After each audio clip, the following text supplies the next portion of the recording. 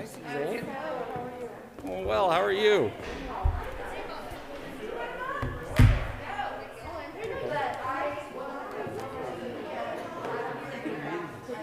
Well, I'm excited to see that. I hope they stay on. Well, I asked that question today when I was talking to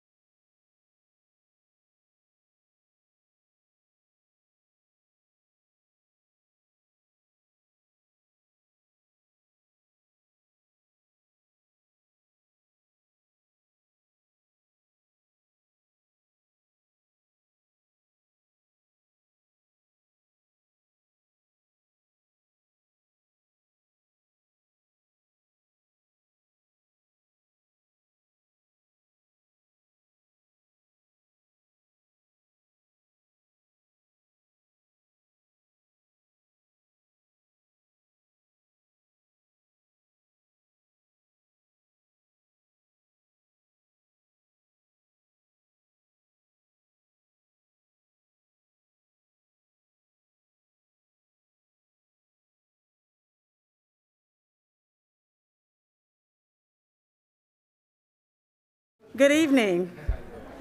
It is 5:04. I'd like to call this workshop of the Belton Independent School District Board of Trustees to order. A quorum of board members is present. This workshop has been duly called, and a notice of the workshop has been posted in accordance with the Texas Open Meetings Act, Texas Government Code, Chapter 551. At this time, we'll begin with public comments. Have anyone signed up? Thank you, Ms. Burns. Then we'll just jump right into the agenda. Our board workshop will center on goal number 5, where we maximize our use of resources for both current priorities and plans for the future. Dr. Smith. Madam President, members of the board, thank you for your time tonight. We're excited to bring you a couple of presentations. As you know, these goals were adopted earlier this year. We adopted the goals in June and the key progress measures in August. And the purpose of these goals is to help us make sure that we are constantly focusing on the most important work in Belton ISD. Tonight's reports are on two very important pieces of that work. And the first is on our enrollment and our demographic projections, and the second will be on some bond refinancing. So it's how we use our resources to effectively meet the needs of the kids in our school district. It's my pleasure to welcome Bob Templeton up to the podium tonight, and he'll be talking to you a little bit about our demographer report. I encourage you all to feel free to ask questions along the way. Bob is more than used to our administrative team asking a lot of questions along the way, and he knows this is a highly important topic for all of us, so feel free to jump in if you have any questions. Good to see you, Bob. Well, thank you. Good evening, Board President, members of the board, Dr. Smith. It is great to be here with you tonight. Well, these continue to be just incredibly challenging times, and let's see if I can advance the slide.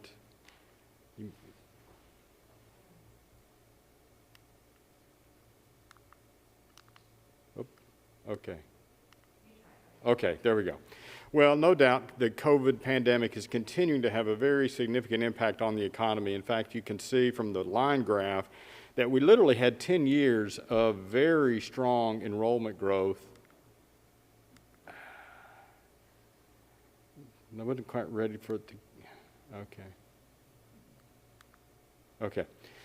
And then when the pandemic started back in mid-March, we had record-breaking job loss. In fact, we lost over 20 million jobs across the country. And when we began to reopen, we did see some return of jobs. And we're about halfway back on the recovery of the jobs. With that said, looking at this fall's enrollment, Belton ISD did experience, in my opinion, one of the best enrollment patterns of any of the clients that we work with.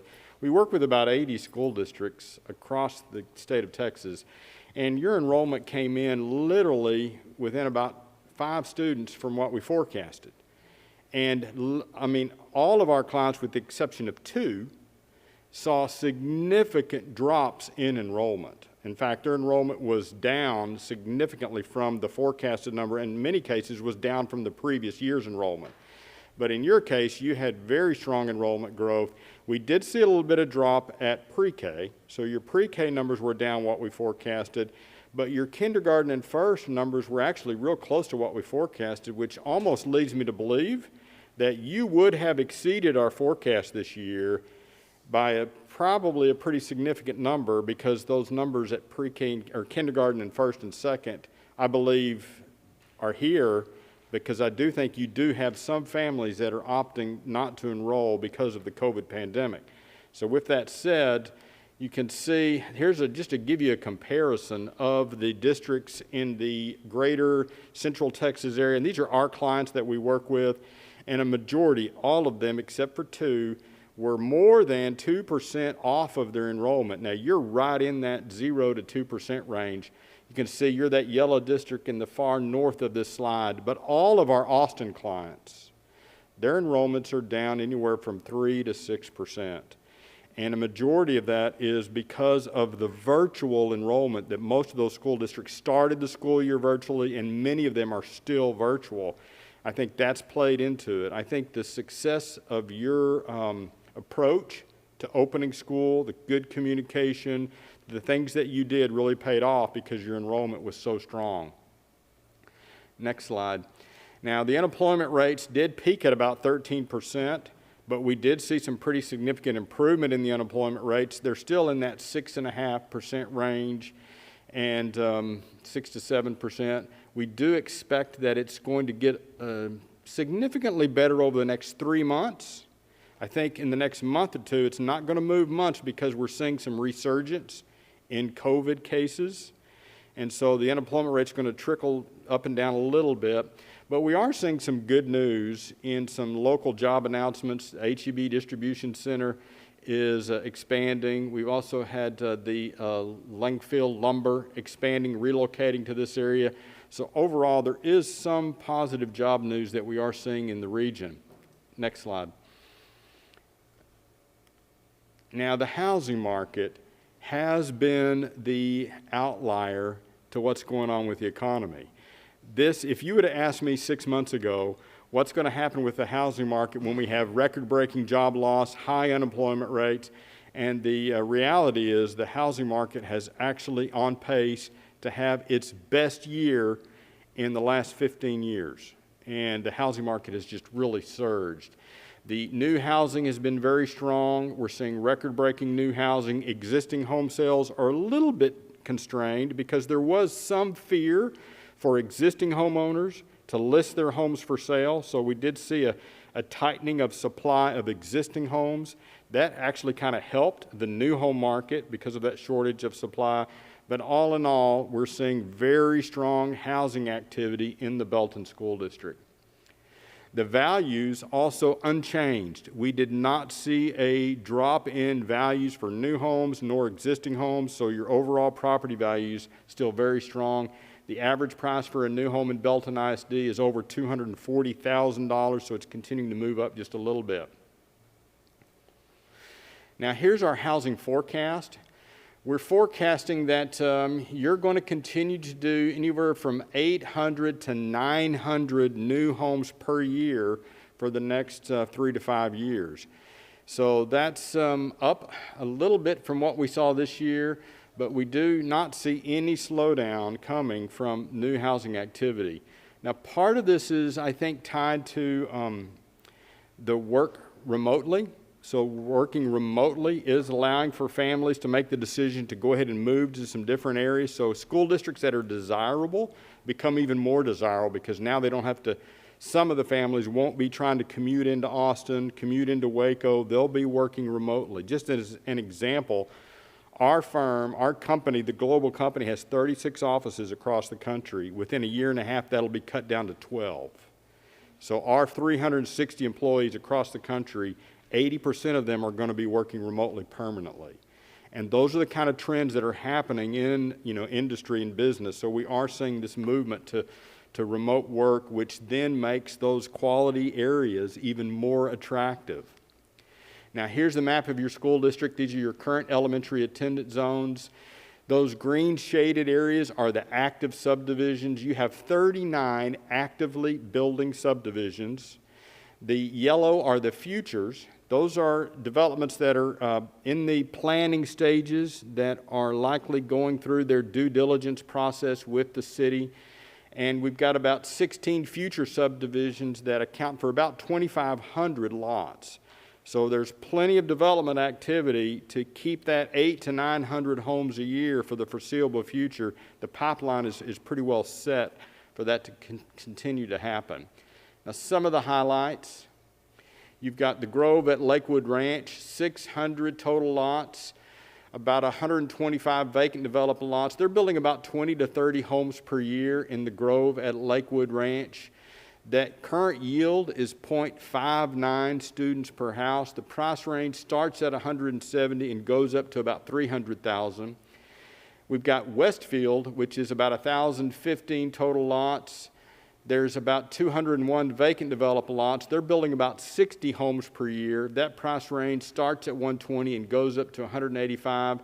That yield is 0.569 students per house, almost 0.6. Then Northgate is 514 lots. They've got about 30 to 40 homes per year. Starts at about 270,000, so a little bit more expensive. That yield is 0.957, so a very high yield in Northgate. Now moving around the district a little further north, we've got Rancho Del Largo, 249 total lots. Their home building is estimated to begin in phase 2 this summer of 2021. Starts at $400,000, so a little bit more expensive. We do expect the yield to be a little bit older, so a little bit more in the middle school, high school yield because of that price point. That yield is 0.76 students per house. And then we've got North Point, which is a future subdivision. It's estimated that 200 lots will be delivered the summer of 2021. First homes completed the end of 2021. So about this time next year, you could see homes being occupied in North Point. Mesa Ridge, 525 future lots. The preliminary plat was approved this past summer in July. The final plat for phase 1 with 121 lots is under review, so they should start groundwork there within the next few months. Lake Point, which is 710 total lots, about 45 vacant developed lots. They built 84 homes in 2020. That price range starts at $160 and goes up to over $200,000. The current yield in this neighborhood is 0.84 students per house.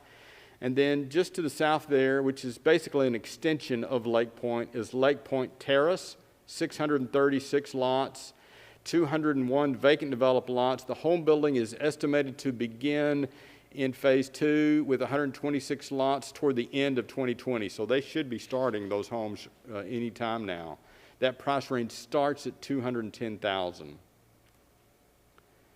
The Reserve at Pea Ridge, 351 total lots. Phase 2 with 56 lots is under review with the city. The current yield in the Reserve at Pea Ridge is 0.759. And then just to the north there, we've got the Hills of Westwood, 913 total lots, building about 45 to 50 homes per year. The current student yield is 0.621 students per house in the Hills of Westwood.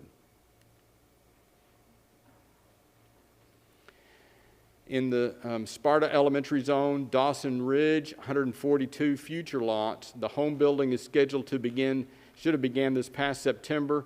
First residents expected summer of 2021.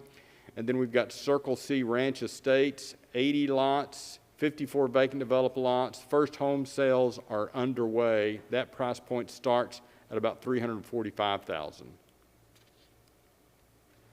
course, Three Creeks in the Chisholm attendant zone, 1,500 total lots.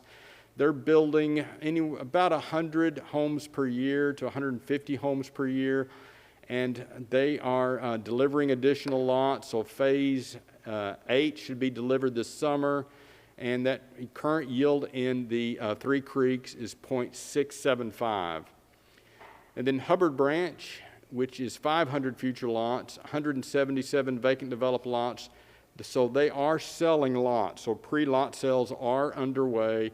We could see residents by the spring of 2021. Now, just to give you, we geocode your students every fall so we can get a better understanding of the students per house. And we've got about, I want to say about 500 students that geocoded outside the district.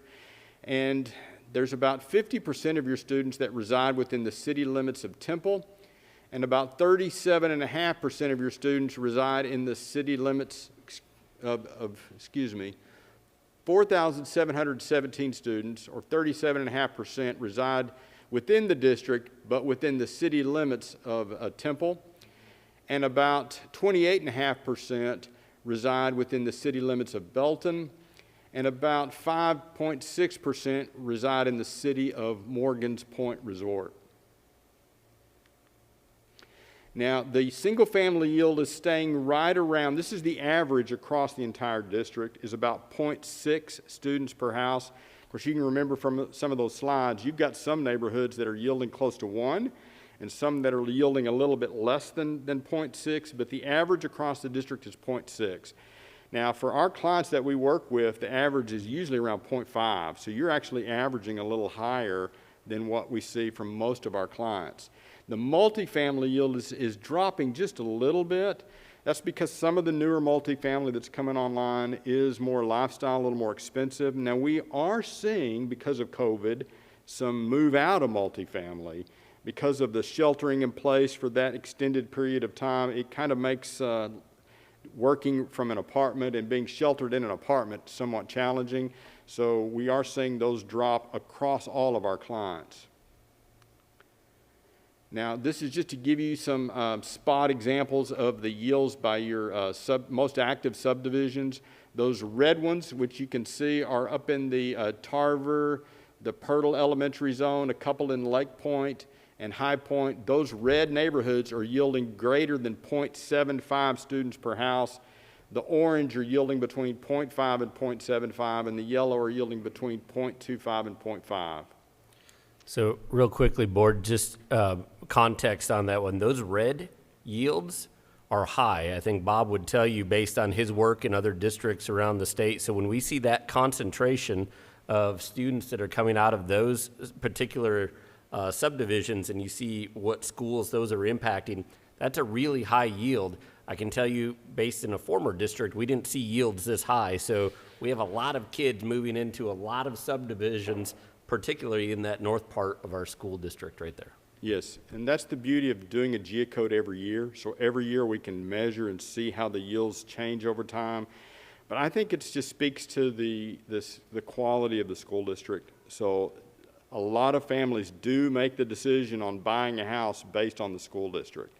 And so that's what's driving the yields in those areas, is because of the quality of the schools in your school district.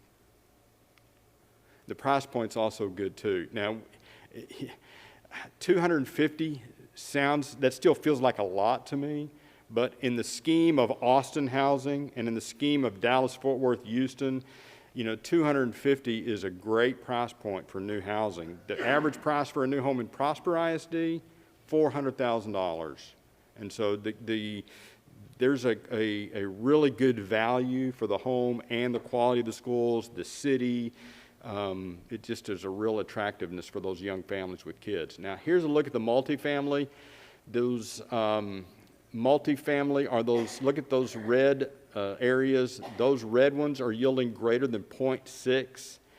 And then the orange are yielding between 0.3 and 0.6. The yellow are between 0.15 and 0.3, and those green dots are less than 0.15. So the average across the district is for the apartments is 0.223. The average for the manufactured home areas is 0.478, and that tends to be true for most areas. Manufactured housing does yield higher than multifamily in most areas. Now, we also look at newcomers and leavers. Newcomers are new student IDs to the district, and that's only comparing 1st through 12th graders, because we consider all kindergartners newcomers. And then the leavers are looking at the student IDs that are missing from last year's student IDs. So you can see newcomers far outpace leavers. Now, this was also very interesting because we've now done this for 80 school districts. And the red bar for most of our clients is significantly higher than what we're seeing in Belton. So you have a normal amount of leavers, which are simply those families that have moved. They've moved out. They've gone to a different location totally. And so that number has stayed pretty consistent with the last 2 years, which is unusual considering COVID that's happened. So that's another indicator to me that you really knocked it out of the park on how you handled COVID and how your families have responded. Now here's a look at the forecast. Now, I have jumped it up quite a bit because I do believe that the reality is, I think this year, had it not been for COVID, you would have grown more than 400 kids. You probably would have grown 440, 450. So I'm building in some return of some kids that may have opted not to enroll because of concern with COVID. So I drove up your kindergarten. I also drove up your pre-K number to a similar number to what you had last year. So part of that growth is the return of the pre-K. But then you'll notice I settle it after this next year and kind of settle it in that 400 range. This is something that I honestly believe you could see a pretty significant surge at the Christmas break. So we're starting to get some news about vaccine. The vaccine will likely come out in the first part of 2021. So we're not going to see the vaccine, I don't think, in the next couple of months. But into 2021, we'll see the vaccine. That'll start to give some families some confidence. We'll see the reopening, full reopening of business once the vaccine really gets out there and the COVID cases drop. I predict we're going to see a surge of enrollment at Christmas, and then we're going to see it through the spring. Normally, your elementary does grow a little bit in the spring, but I think this year we're going to see all grade levels could surge into the spring because of the needing to get back to normal and wanting to get back with in-person learning. Now, so we're basically going to be forecasting you're going to hit about 15,000 kids in 5 years under this model.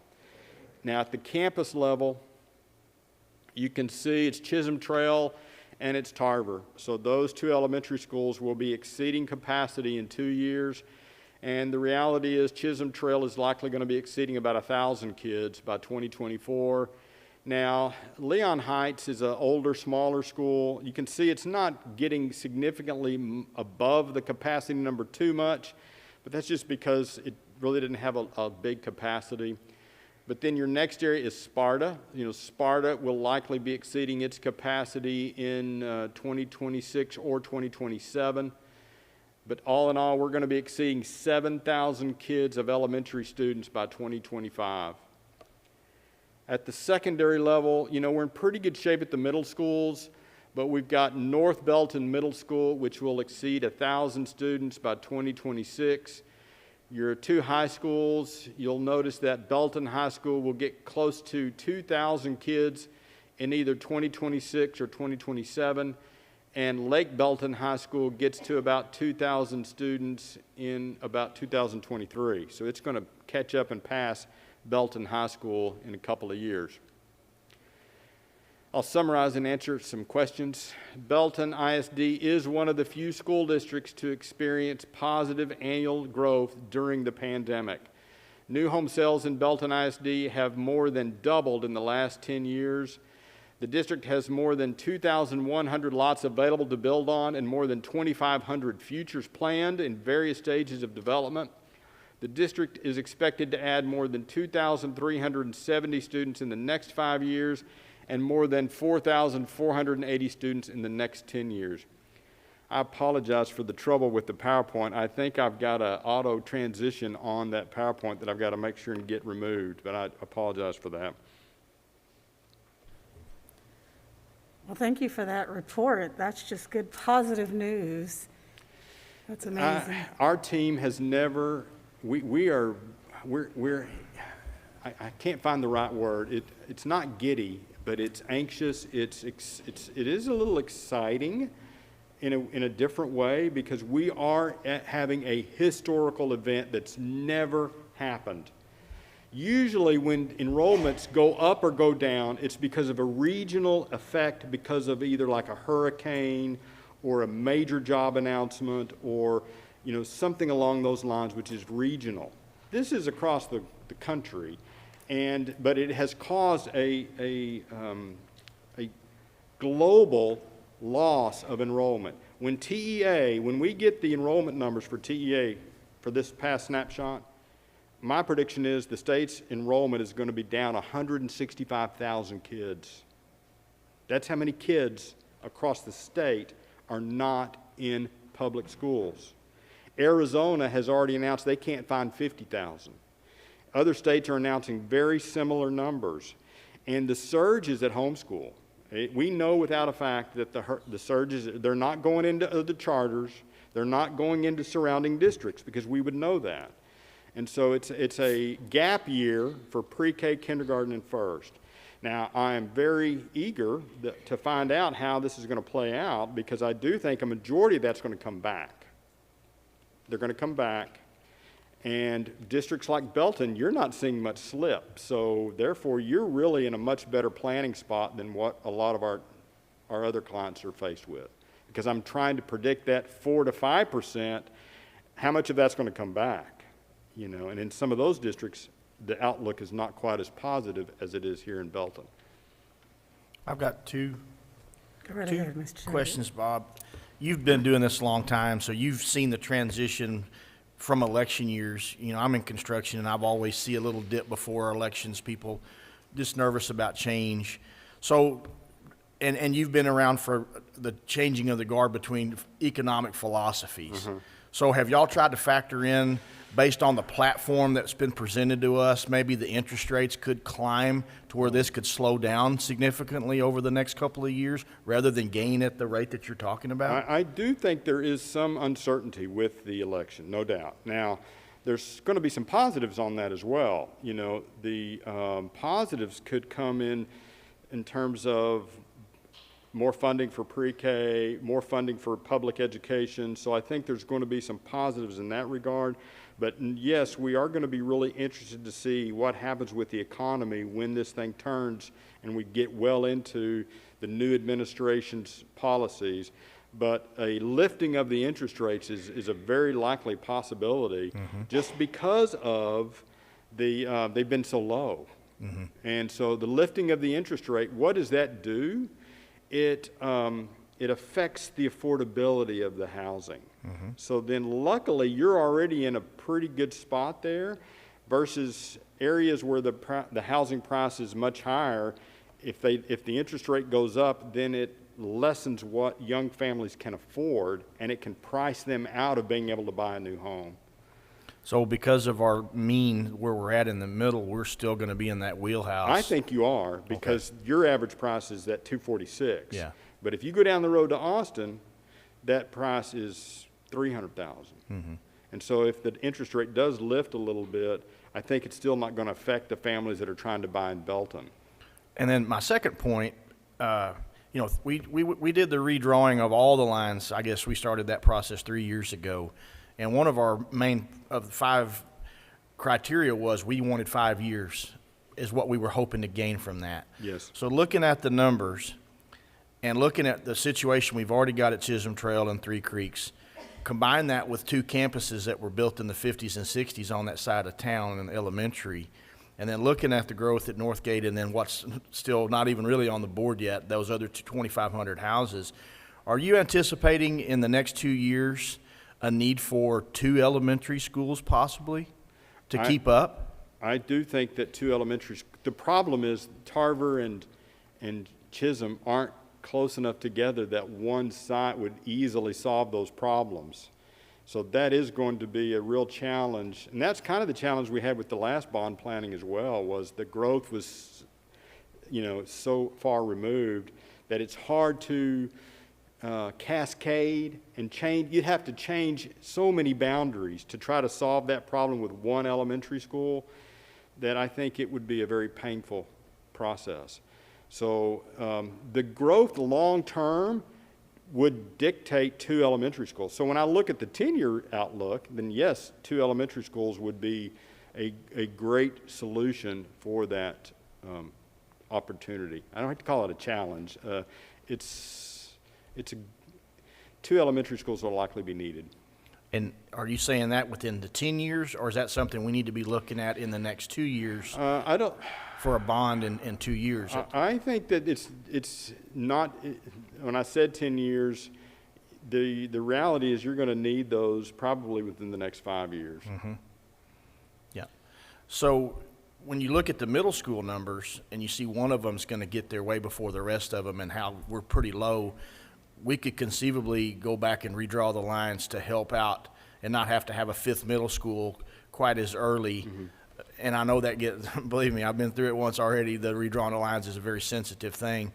So, but it is exciting in a way, but I'm doing the facilities committee and it makes me nervous because I know what we're looking at from a facility standpoint.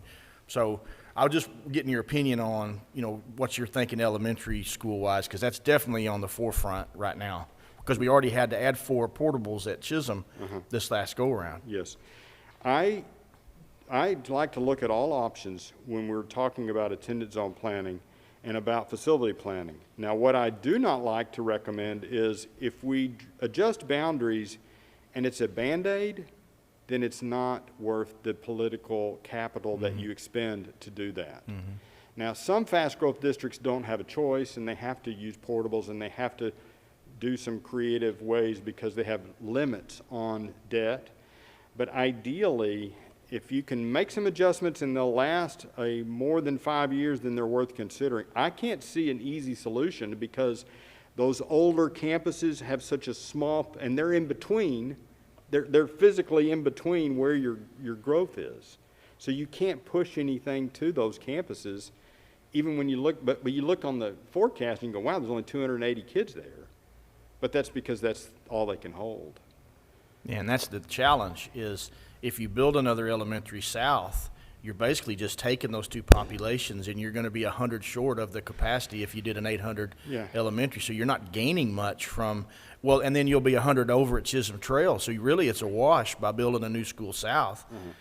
If it won't alleviate any of the number problems, but you will be letting kids be going to a nice brand new school. I think the timing is perfect for your facility assessment and then the whole picture of looking at the life of those older buildings, because the cost per student at those old campuses is very high compared to the newer campuses.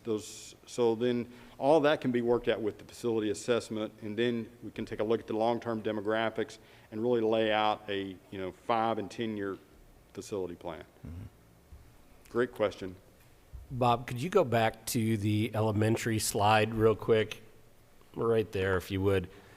So board and facilities committee, we're going to dive into this a little more in the facilities committee discussion coming up here in the next couple of days. But when you look at Chisholm Trail and Tarver Elementary School and potentially Leon Heights, but Ty's point about the attendance boundaries is one we're going to talk about in a little more depth too, because then you look for the other schools that are neighboring these yellow bars and to figure out whether or not they have capacity to actually have students if we were to redraw those attendance boundaries.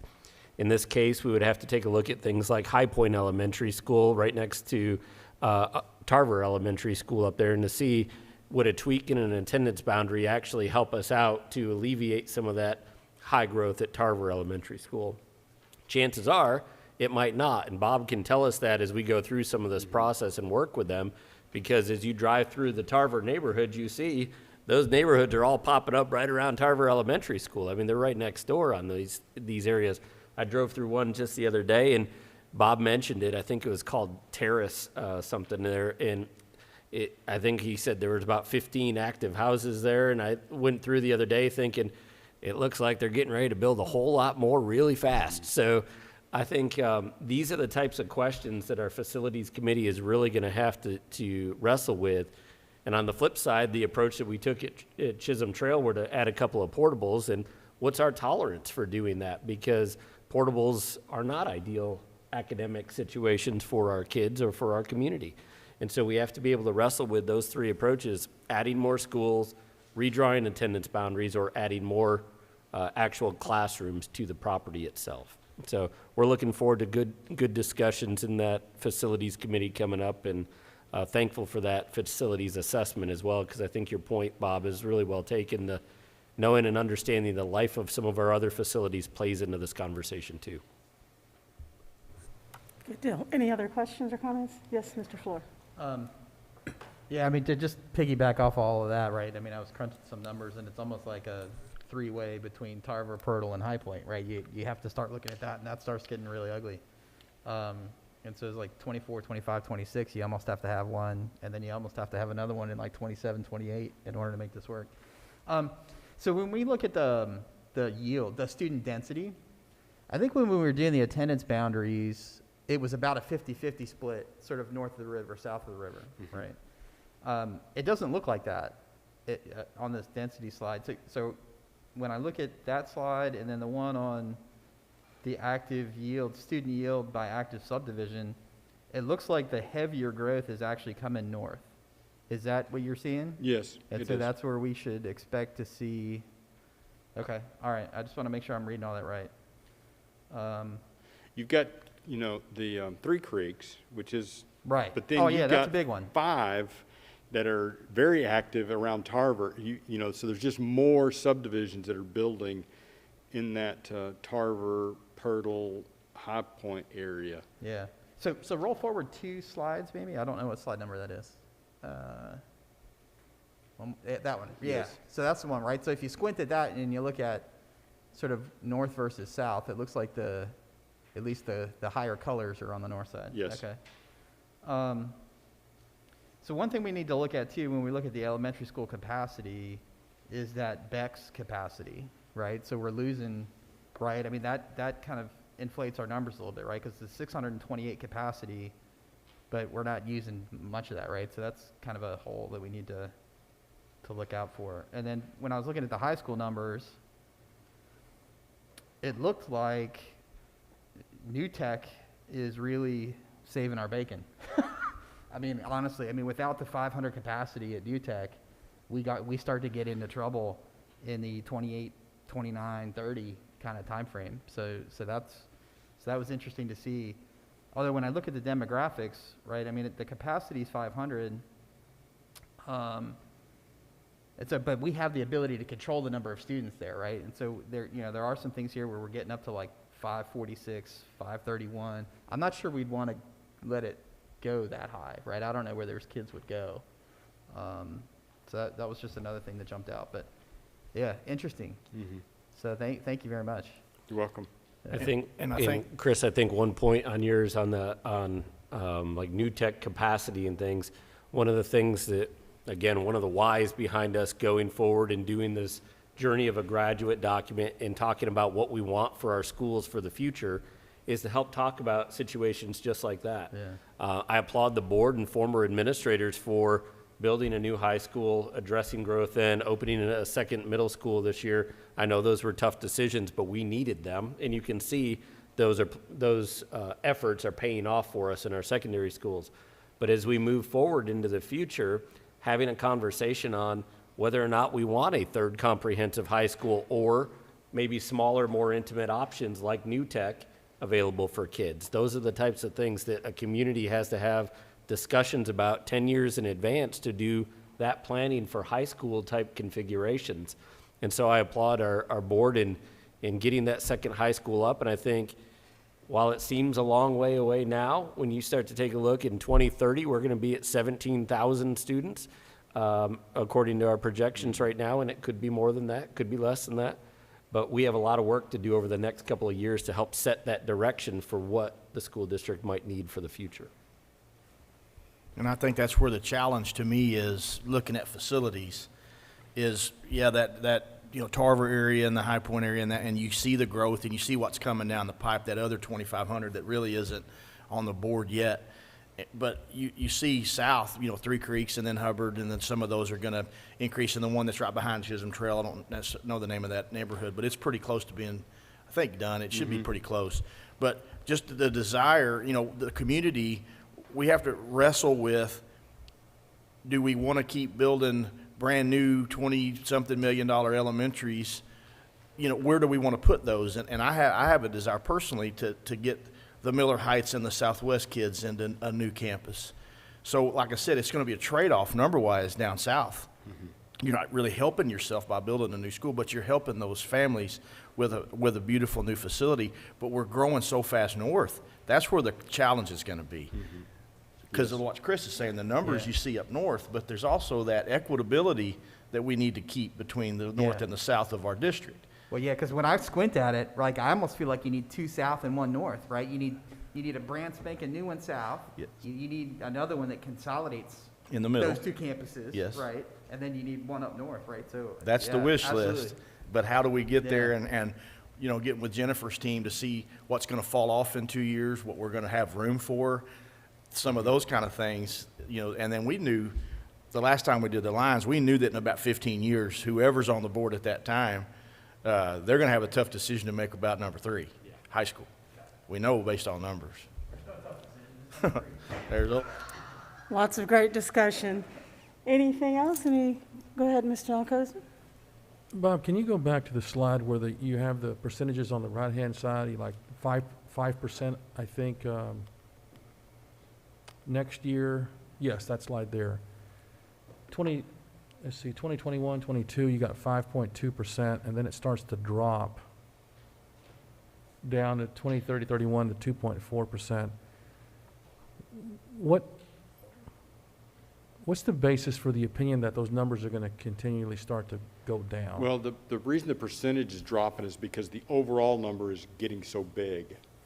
So the big number is what's causing the percentage to, but I'd look at the net growth of about 400 kids per year. So really, you know, I'm saying you're going to be building anywhere from 800 homes per year. If you build 800 homes, you're at least going to grow 400 kids per year.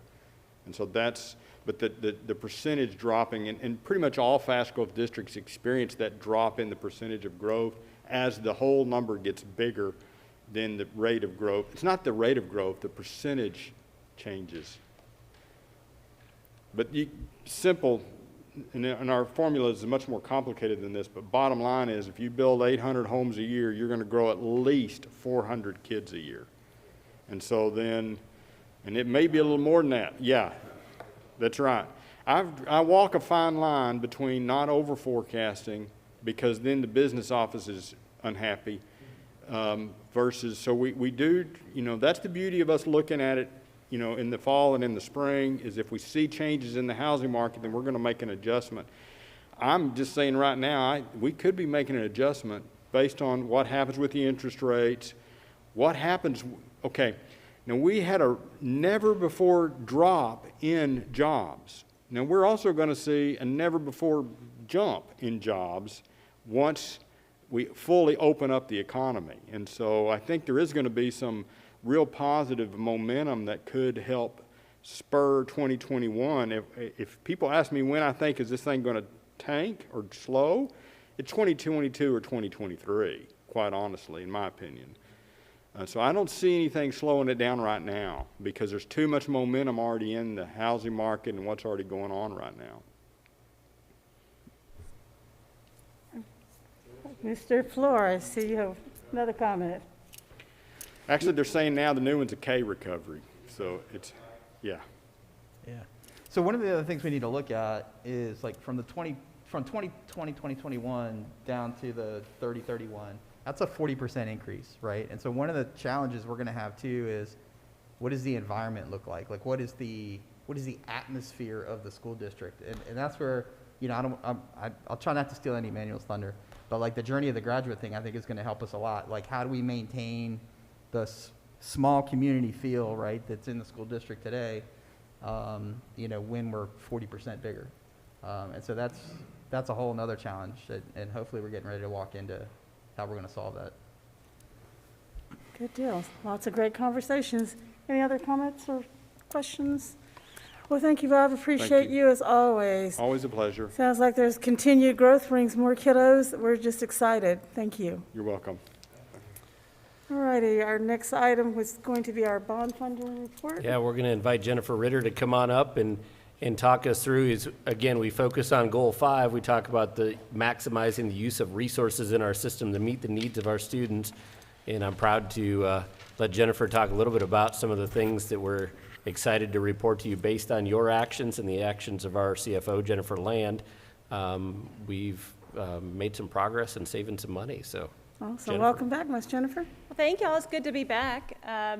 So we did a refunding for you guys. I know you're used to seeing us here for new money issues when you're building your new schools, but in this case, it's actually just to save money. So no downside whatsoever. So does this work, or can y'all progress it? Okay, perfect.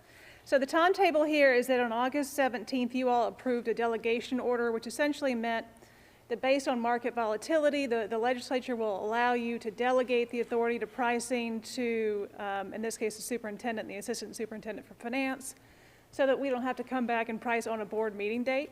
So that was in August. We kind of went through the bond process of getting the rating, preparing the documents, and actually priced on October 21st.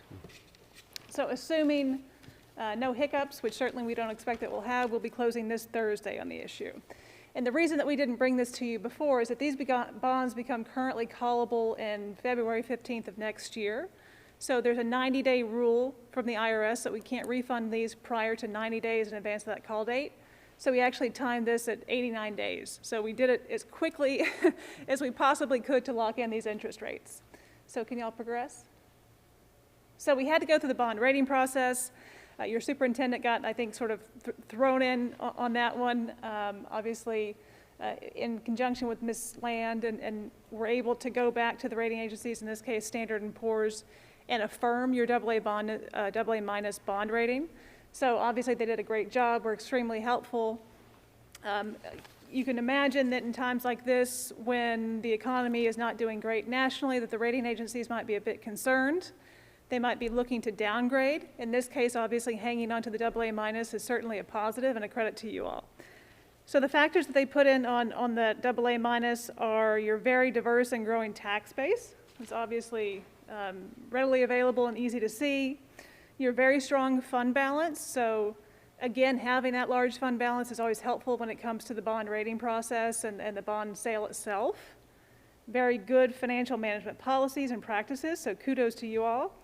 And then again, as we just heard in that last presentation, continued growth despite COVID-19. So again, these are all credits to you and sort of unique to Belton ISD as that applies. And then again, they talk about the enrollment and the reserve levels. So that's really kind of where we are. I would say in a different environment, if it weren't COVID times, you actually might be on the cusp of an upgrade at some point. So these are things that we can start to look forward to as you progress to the next bond program, bringing the rating analysts down here and kind of talking to them individually about maybe getting an upgrade to the next level. So on the next slide.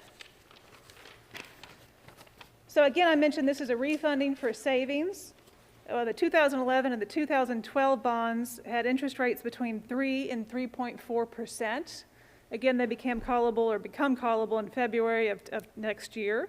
So the 90-day window becomes available starting this Friday. So it's about $15.9 million, we'll call it, that you had available at that 3 to 4% interest rate.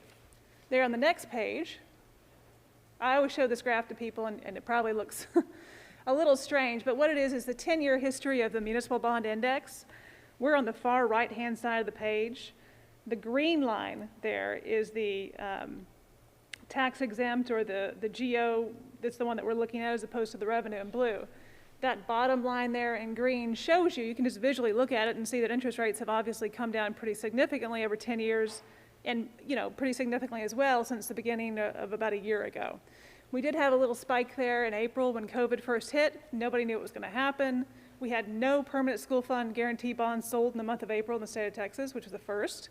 And then after that, the market kind of came back as we had this flight to quality, people looking to put their money someplace safe.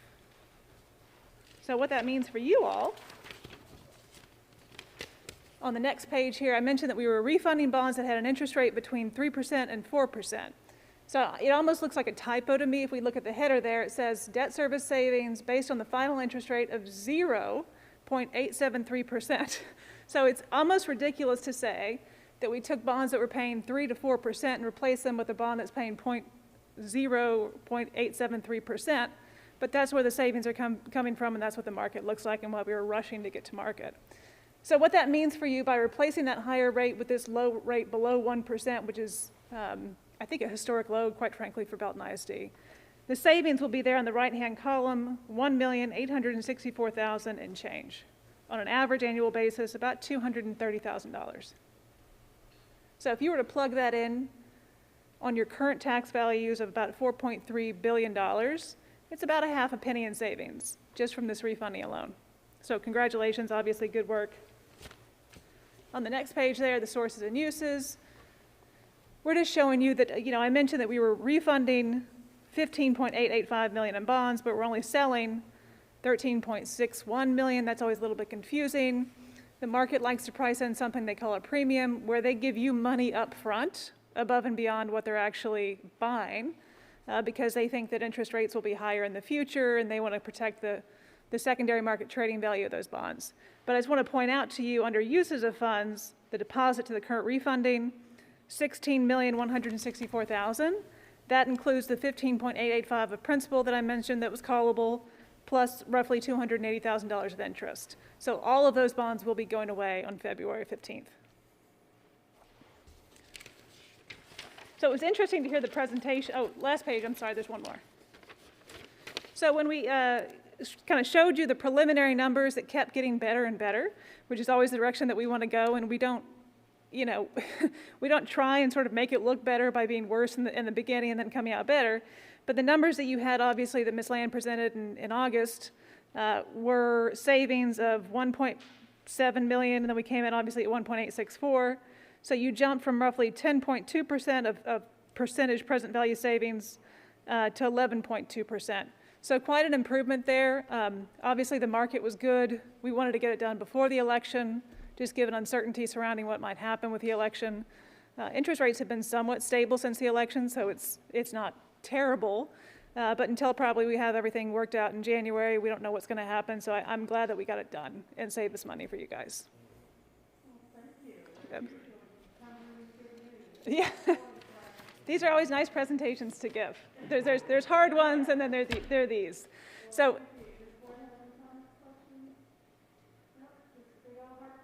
well, thank you guys. Always a pleasure. Take a minute to thank Jennifer. She did mention that I kind of got thrown in the middle of a bond ratings call, so that was my first one, and I can tell you there was a little bit of a moment of panic saying that don't screw this up in that phone call. But Jennifer and our financial advisors and her team did an outstanding job in partnership with Jennifer Land. This is under goal 5 for a specific reason, because this is how we utilize all resources for our kids. So in essence, thanks to the help of Jennifer and Jennifer Land, we just saved $1.8 million for our kids in Belton ISD. So thank you, Jennifer, for supporting us and guiding us through that, because it's a complex process, but we're really proud of the work that's been done. Well, thank y'all. Thank you.